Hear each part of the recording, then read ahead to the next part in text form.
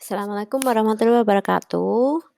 Hari ini kita masuk ke materi pengkajian anak dan keluarga dengan kekerasan. Langsung aja ya. Sebelum kita mulai, saya mau tanya, apa sih yang kalian tahu tentang kekerasan pada anak dalam keluarga?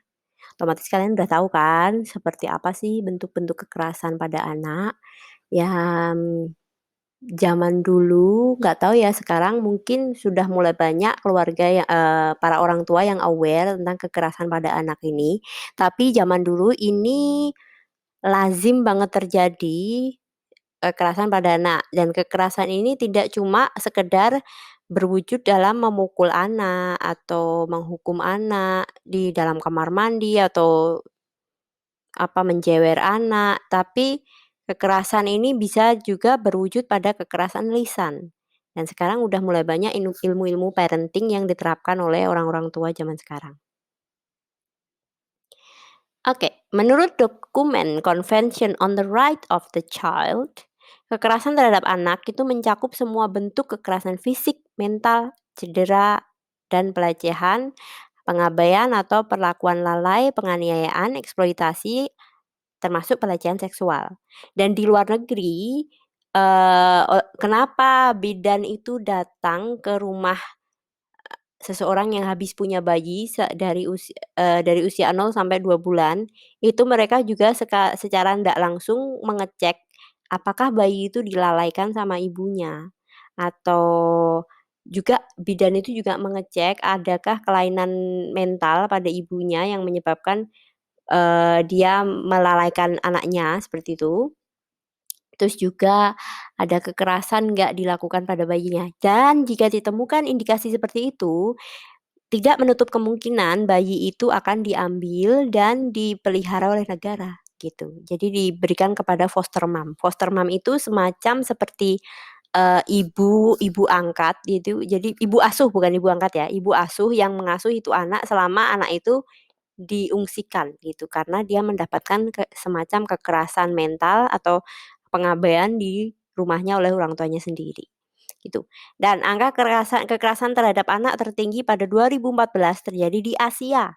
Ada lebih dari 714 juta atau 64% dari populasi anak di Asia mengalami setidaknya satu bentuk kekerasan berat. Jika kekerasan yang dinilai lebih ringan seperti memukul pantat, menampar wajah ikut dihitung, maka angkanya lebih besar lagi. 888 juta anak-anak atau setara 80% populasi anak di Asia. Ini berdasarkan penelitian oleh Hittis et al. 2016. Nah, ini jumlah kekerasan terhadap anak di dunia pada tahun 2014. Asia paling tinggi sendiri nih 714. Tuh, terus jenis-jenis kekerasan pada anak ada berupa fisik, seksual, emosional, pengabaian, dan eksploitasi. Eksploitasi ini bisa dalam wujud, mempekerjakan anak di bawah umur, seperti yang bisa kalian lihat banyak di kota-kota besar itu mempekerjakan anak sebagai pengemis, kadang-kadang juga anak culikan. Terus ada juga pengabaian gizi, jadi anak-anak tidak diberikan gizi yang baik, terus tidak diberikan imunisasi. Terus juga ada juga jenis kekerasan emosional, yaitu keterikatan, penganiayaan mental atau meremehkan, merendahkan, mengkambing hitamkan, mengancam, dan lain-lain. Terus seksual, ini berwujud sebagai pelecehan seksual, penganiayaan, insest, perkosaan, atau kekerasan seksual yang lain, atau usaha pemerkosaan, dan lain-lain. Terus fisik, berupa menampar, memukul, menyakiti, meninju, membakar, hukuman fisik, hukuman anak yang atau hukuman pada anak sampai anak itu nyaris meninggal, kayak gitu banyak banget. Terus lanjut lagi kekerasan pada anak di Indonesia. Kekerasan terhadap anak di Indonesia pun masih cukup tinggi. Ini berdasarkan survei kekerasan terhadap anak pada tahun 2013 dari Kemensos. Memperlihatkan bahwa kekerasan yang dialami anak laki-laki lebih besar dibandingkan anak perempuan. Biasanya orang-orang tua itu yang belum aware tentang dunia parenting, biasanya mereka, mengatakan bahwa anaknya itu terlalu nakal, padahal itu bukan nakal, tapi anak belum ngerti, gitu. Dan biasanya kekerasan pada anak itu nanti ditirukan oleh anak dan juga akan berimbas pada dilakukan kekerasan pada anak mereka lagi gitu. Jadi turun-temurun kayak gitu. Terus lanjut lagi perilaku kekerasan di keluarga. Dan ini perbandingan antara kekerasan fisik dan emosional. Laki-laki dan perempuan itu perempuan mengalami kekerasan fisik lebih besar daripada, daripada yang dilakukan oleh ibu daripada laki-lakinya. Lalu kekerasan emosional kekerasan dari ibu juga lebih banyak pada perempuan daripada laki-lakinya. Terus alur kekerasan pada anak. Pelaku kekerasannya itu berupa keluarga atau pengasuh. Nah, ini tidak cuma keluarganya aja, kadang keluarganya baik tapi pengasuhnya galaknya setengah mati, terus atau enggak pengasuhnya sayang tapi keluarganya ya gitu deh, gitu. Terus kekerasan dialami anak secara rutin dan sosial, rutin itu continuous tiap hari dimarahin, dipukulin kayak gitu, yang dulu banyak dipraktekin, sedih sih. Terus hal normal, pertumbuhan dan perkembangan. Faktor pemicunya antara lain, satu, orang tua pernah jadi korban penganiayaan atau kekerasan yang terpapar dalam kekerasan dalam rumah tangga. Nah, ini kan seperti saya sebut tadi, dia dulu si A dulu apa namanya, mengalami kekerasan dalam keluarga sama orang tuanya. Jadi dia menurunkan kekerasan itu pada anaknya. Nanti anaknya juga menurunkan lagi pada anaknya sampai itu stop disadari oleh satu keturunan yang aku nggak boleh kayak gini pada anakku biar tradisi ini stop. Terus kedua, anak yang prematur, anak yang retardasi mental atau anak yang cacat fisik dia sering mengalami kekerasan pada keluarga. Ini dikarenakan keluarga yang tidak aware atas kondisi anaknya atau, keluarga itu malu mempunyai anak seperti itu. Ini banyak sekali terjadi, terutama di Asia. Kekerasan fisik pada anak terjadi apabila anak-anak disiksa secara fisik dan mendapat cedera yang terlihat pada badan anak akibat adanya kekerasan itu. Kekerasan ini dilakukan dengan sengaja terhadap badan anak. Terjadinya kekerasan terhadap anak secara fisik umumnya dipicu oleh tingkah laku anak yang tidak disukai orang tuanya. Ya, anak-anak pada usia tertentu biasanya dia mulai apa ya, istilahnya dia mulai menunjukkan jati dirinya, terus mencari, apa ya, mencari jati diri dan dia cenderung bisa argumen pada orang tuanya. Jadi dia mulai ngeyel dan sebagainya itu. Dan di sini orang tua itu kadang nggak terima, "Ini anak ngeyel banget sih," pang gitu. Jadi langsung dihajar aja, terus atau menangis terus, atau rewel, minta jajan, dan bentakan itu juga bisa dikategorikan sebagai kekerasan pada anak. Terus pendisiplinan dengan kekerasan pada anak. Nah, ini juga sering dilakukan pada orang tua, alasannya adalah mendisiplinkan anak, padahal mendisiplinkan anak bukan dengan cara kekerasan sebenarnya, itu.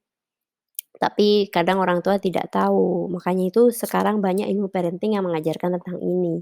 Karena dampak kekerasan ini, eee dampak kekerasan pada anak ini sangat buruk ya, karena bisa menyebabkan trauma, depresi, stres, kecemasan berlebihan, terus kesendirian, kadang dia juga jadi lonely, kadang merasa seperti nggak punya orang tua yang baik, keluarga yang baik, kayak gitu, gangguan kognitif juga, dan lain-lain.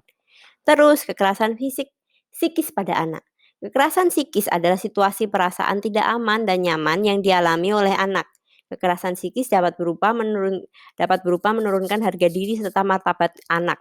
Penggunaan kata-kata kasar, penyalahgunaan kepercayaan, mempermalukan anak di depan orang lain atau di depan umum, melontarkan ancaman dengan kata-kata dan sebagainya. Nah, ini sering banget terjadi sampai sekarang. Kadang-kadang, anaknya udah gede, remaja atau udah usia kuliah atau bekerja, masih dibully sama orang tuanya di depan orang lain. Karena alasannya, anak tetangga punya pekerjaan lebih bagus daripada anaknya. Itu dia dibully di depan orang lain, itu sangat nggak benar sekali itu, tapi banyak terjadi sampai sekarang, nggak tahu gimana memberantasnya. Terus terjadi kekerasan terhadap anak secara fisik umumnya dipicu oleh tingkah laku anak yang tidak disukai orang tuanya seperti anak nakal atau rewel, menangis terus, dan lain-lain. Terus anak yang mendapatkan kekerasan psikis umumnya menunjukkan gejala perilaku maladaptif seperti menarik diri, pemalu, menangis jika didekati, takut keluar rumah, dan takut bertemu orang lain. Dampak kekerasan psikis akan membekas dan mengakibatkan trauma sehingga mempengaruhi perkembangan kepribadian anak. Tuh, akibatnya ngeri kan? Kasihan. Terus tanda-tanda kekerasan seksual pada anak. Ini lanjutannya nih. Adanya keluhan fisik seperti sakit kepala, nyeri kalau buang air besar atau buang air kecil, nyeri, bengkak, pendarahan atau iritasi di sekitar mulut, genital atau dubur yang suka yang sukar dijelaskan kepada orang lain. Nah, ini yang sering terjadi tuh anak kadang-kadang takut mau bilang kalau dia mengalami sakit pada genitalnya atau duburnya. Padahal itu penting sekali untuk dijelaskan. Kadang-kadang orang tua yang terlalu keras mendidik anak, terlalu memberikan, eee, kekerasan pada anak, anak jadi takut untuk menceritakan apa yang terjadi pada dirinya. Terus berikutnya tanda-tandanya adalah emosi anak tiba-tiba berubah, jadi takut, marah, mengisolasi diri, sedih, dan sebagainya. Terus sering mandi atau cebok karena merasa kotor, anak tiba-tiba menjadi agresif, tidak disiplin, tidak mau sekolah, atau pokoknya takut kemana-mana. Terus beberapa anak memperlihatkan gejala-gejala lain seperti meniru perilaku seksual orang dewasa. Nah, ini yang paling menakutkan ketika anak mendapatkan kekerasan seksual secara dini, pada usia dini, dia akan mempraktekannya di kemudian hari terhadap orang lain. Jadi, oleh karena itu banyak sering ditemui penyimpangan seksual pada anak. Terus oh ya, selain orang lain dia juga melakukannya pada objek lain seperti boneka atau binatang peliharaannya. Ngeri bukan?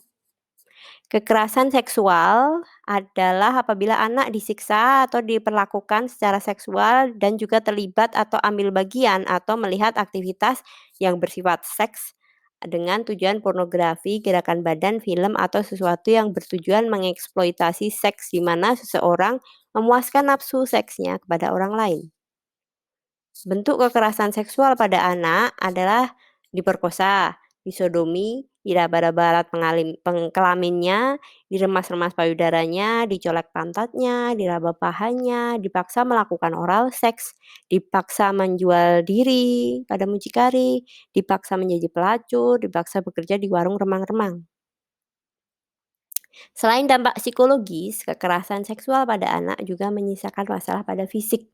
Dengan demikian, anak yang mengalami kekerasan seksual dengan sendirinya dia mengalami kekerasan fisik sekaligus kekerasan psikis.